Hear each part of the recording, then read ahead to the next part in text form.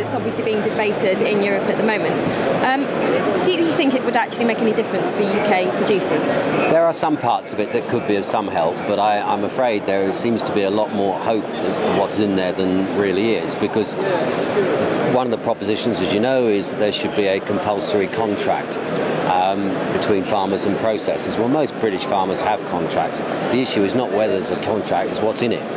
And all the European package is proposing is that we could say it must contain issues to do with price, it must contain issues to do with duration and volumes, but we couldn't actually stipulate anything, and it would be illegal to stipulate. So I don't really see that it's got a huge amount to offer, which is why I've been really encouraging the British dairy industry to come up with a voluntary code of practice as to what's actually in the contract.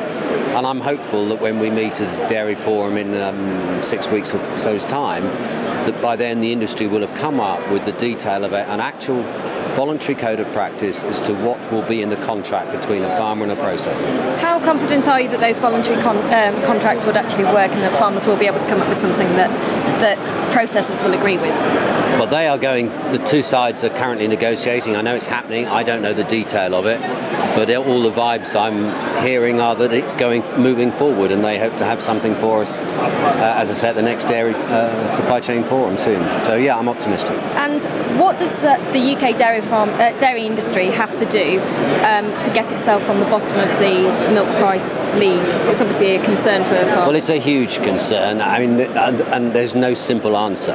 Yes, the supermarket adjudicator may have a small role to play. I certainly think clearer, more transparent and honest contracts between farmers and processors have got something to play. I also think we need a lot more investment in processing, not in the liquid side. We've got umpteen modern bottling plants and more going in.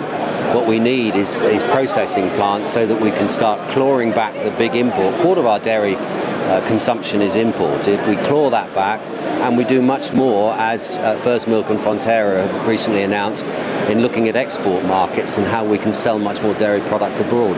That's why a number of other countries in Europe are wanting to increase their quotas before they're abolished, because they see these global opportunities.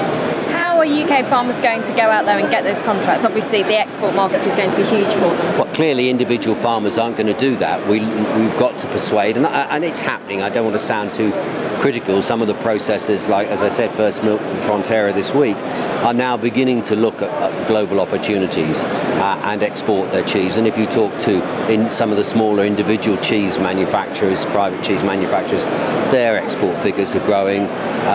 Milk-linked saw cheddar production grow and exports go up and imports go down. It's moving in the right direction. It's all about increasing demand for our product. So despite farmer confidence being quite low at the moment in the dairy industry, and we still have farmers leaving the industry at quite a rapid rate, are you confident for the future of the dairy industry? Yes, I am very confident. I can't pretend to you that we're going to suddenly stop farmers leaving the industry. They leave for many reasons. It's sometimes difficult to get staff, prices are low, and if they need to make big investments in new parlours or whatever, then sometimes they say it's not worth it. I can understand all that. But don't forget, we've seen over the last few years that the production of milk has not fallen. Numbers of dairy farmers has, but production hasn't.